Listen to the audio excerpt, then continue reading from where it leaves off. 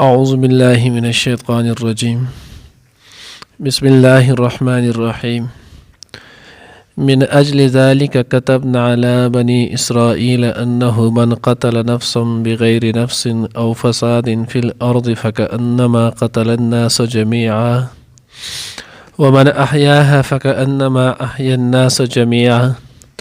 ولقد جاءتهم رسلنا بالبينات ثم إن كثيرا منهم بعد ذلك في الأرض لمسرفون. نانی درس کې به انشاءالله العزیز سورة مائده پارا نمبر 6 رکو نمبر 5 او آیات نمبر 32 یو آیات چې دی نو هغه به ویلی کېږي. د بل آیات کې ورسره بیا واقع ده نو بیا د هغه تفسیر لږ سیوا شي، دې وجې نه دا یو آیات به ووایو. ماقبل سره ربط او مناسبت. نو ماقبل سره ربط دا دی چې دې نه مخکې چې نو هغه ذکر شولو چې بني اسرائیل د هغوی نو هغوی ته الله پاک د ما بني اسرائیل نه توبه حضرت آدم علیه الصلاة والسلام د هغوی بچو چې دی نو هغه دقه شانتي دا وکړلو نو بیا د هغه نادمین شولو. نو الله رب العزت په هغې کې بني اسرائیل ته دا خبره وکړله چې صرف نسبت چې دی نو هغه کار نه کوي، د نسبت سره چې دی نو هغه عمل هم په کار دی. که ایمان نه وي نو صرف نسبت خپلولي اعلی خاندان کېدل دا چې دی نو هغه په کار نه راځي. نو په هغې باندې الله پاک وی د حضرت آدم علیه الصلاة والسلام د دوو بچو چې دی نو هغه قصه ورته واوره چې قابیل د وړمبني پیغمبر د وړمبني انسان زوی دنیا کې چې نو هغه وړمبني کسان ولو پیغمبر اولاد ولو خو چې خپل ایمان یې ورسره ده همیشه همیشه دپاره چې دی نو هغه دوزخي شولو. نو الله وی من اجل ذالک د دې په وجه یعنی چې صرف نسبت کار نه کوي بلکې نسبت سره عمل هم پکاري، ایمان هم پکاري. د دې وجه نه کتب نه موږ چې نو هغه ولیکل مقرر مکړلو پرز مکړه علی بني اسرائیل په بني اسرائیل باندې انه من قتل نفسا بغیر نفس. نو الله رب العزت چې نو هغه بني اسرائیل ته خاص طور باندې او عام مسلمانانو ټولو انسانانو ته چې نو هغه عام طور باندې دای وویل چې کم کس د کم ګناه چې دی نو هغه قدم کېښودلو. دا موږ په هغوی باندې فرض کړل چې چا چې دی نو هغه یو نس بلا وجه چې دی نو هغه یې قتل کړلو، د هغه څه ګناه نه وي کړی، جرم چې دی نو هغه یې نه وي کړی او د بلا وجه چې دی نو هغه یو انسان قتل کړلو. فکأنما الناس جمیعا دا داسې دی لکه دی چې دی نو هغه ټول انسانیت چې دی نو هغه قتل کی. نو دې کې الله رب العزت چې دی نو هغه وایي مونږ بني اسرائیل ته خاص کر ځکه به مخکې چې نو درس کې تیر شو موږ وویلو چې الله رب العزت د حضرت موسی علیه الصلاة والسلام نه وروستو د عیسی علیه الصلاة والسلام پورې تقریبا 4,000 انبیا علیهم الصلاة والسلام بني اسرائیلو کې رالیږلي ول. نو د ټولو انبیا علیهم الصلاة والسلام هر یو پیغمبر چې دی نو هغوی ته دا خبره کړې وه چې ناحق قتل کول دا لوی ګناه دی. ایمان نه وروسته دا چې دی نو هغه ناحق قتل کول دا اکبر الکبایر کې دی، دا لوی چې دی نو هغه ګناه دی. او چا چې داسې ناحق قتل وکړلو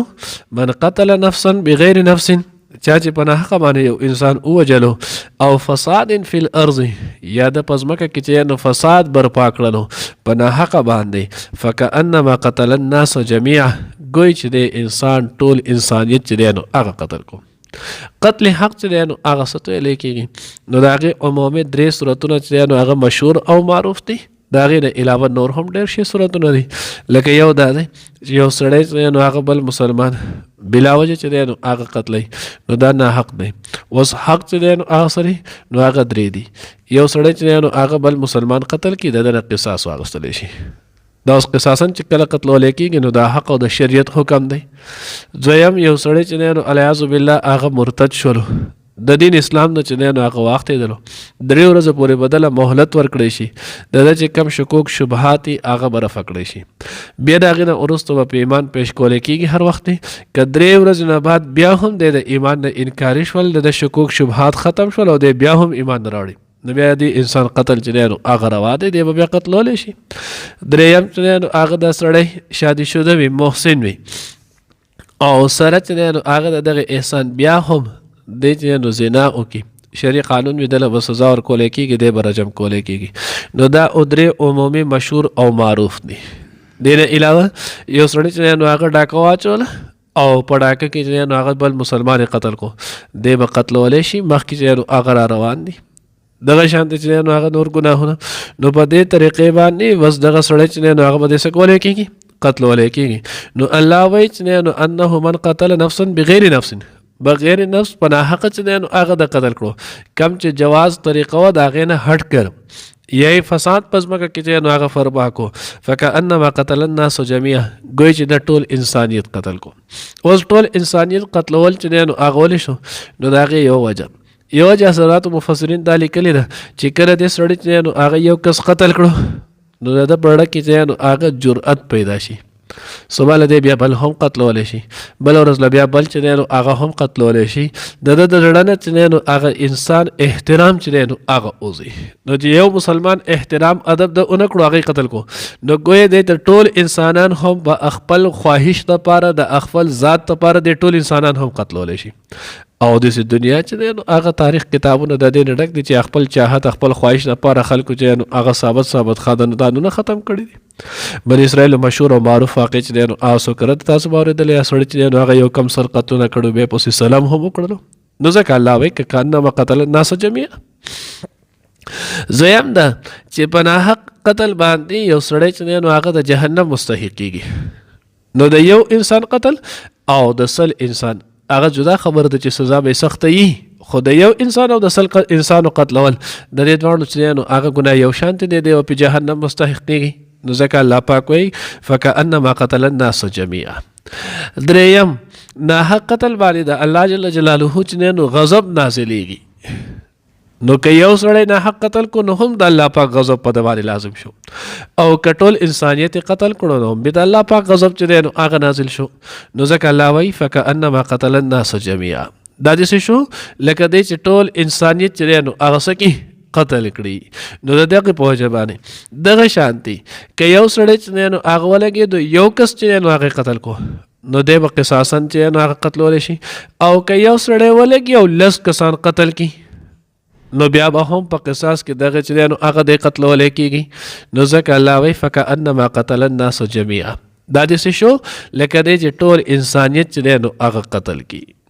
نو الله وایي دا چې نو هغه کوي ومن احیاها فکأنما احیا الناس جميعا.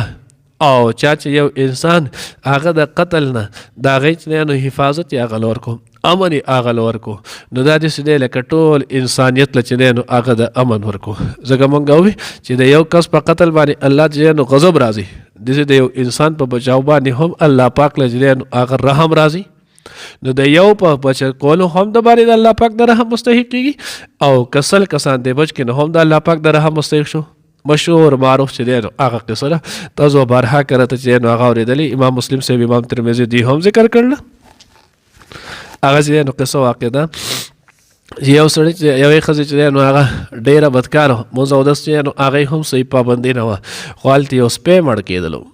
او هغه سپی په خپلې جوتۍ کې اوبه راوباسلې په یا په لوپټه باندې او د هغه په حل کې چې نو هغې اوبه وایسسولې هغې په وجه الله پاک هغه سپی چې دی نو هغه ژوندی کړو هغه بچ شولو مرګ نه چې نو هغه دا شو. الله رب العزت د دغې نعمت قدر یې دومره وله وکړلو د دغې احسان د دغې فعل چې الله پاک د هغې تمام ګناهونه معاف کړل او جنت مستحق کړه. نو چې کله په یو کس د زناور په دغه باندې انسان دومره د لوی رحمت مستحق کېږي نو چې کله یو سړی انسان چې دی نو هغه د داسې حالت نه بچ کړي. نو ځکه الله وایي ومن احیاها فکأنما احیا الناس جميعا.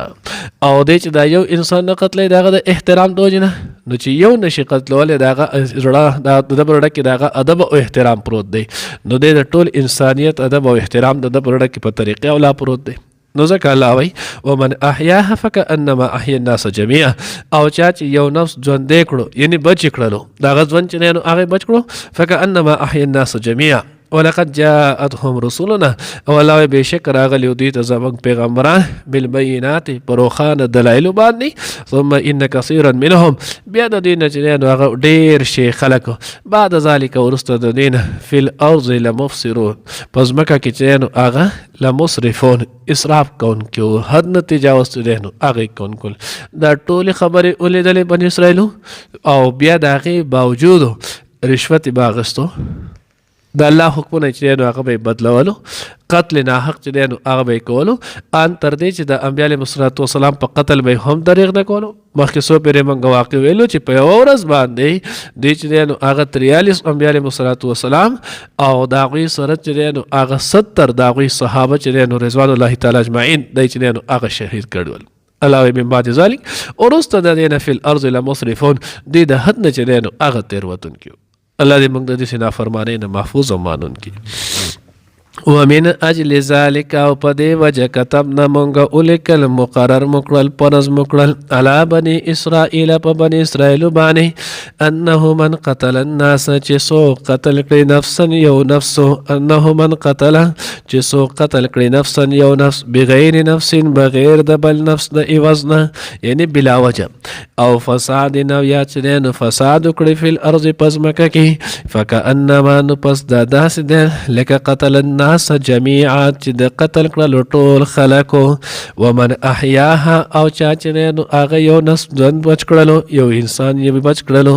فکانما نو گویا احیا الناس جميعا د چې نو هغه بچ کړلو ټول خلک ژوندي کړلو چې نو هغه ټول خلکو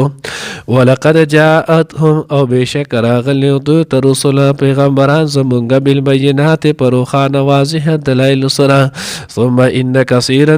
بشک ډیر منهم لدوینا بعد ذالک ارست د دغینا فی الارض پزمکه کې لمصرفون اسراف کون کیو د حد نه تیر وتون کیولو من اجل ذلك په دی وجه كتبنا مونږ مقرر کړلو علی بني اسرائیل په بني اسرائیل باندې انه من قتل الناس قتل النفس چا چې قتل کړو چې نو یو نفس بغیر نفس به عوض د بل نفس نه او فساد یا چې نو فساد کړ په فل ارض پزمکه کې نه پناه حق فكانما قتل الناس جميعا پس دا داسې دی لکه چې قتل کړل ټول خلکو ومن احیاها او چا چې نو هغه بچ کړلو یو نفس فكأن انما گویا چې نو احیا الناس جميعا لکه د چې بچ کړل ټول خلکو ولقد جاءتهم بشک راغلی دوی ته رسولنا زمونږ پیغمبرانو بالبینات په واضح معجزو سره نښو سره ثم ان کثیرا منهم بیا ډیر خلک د دین بعد ذلك پس لدین فی الارض پزمکه کې لمصرفون حد نو د حد نه تیزی کون کیو حد نه تیر وتون کیو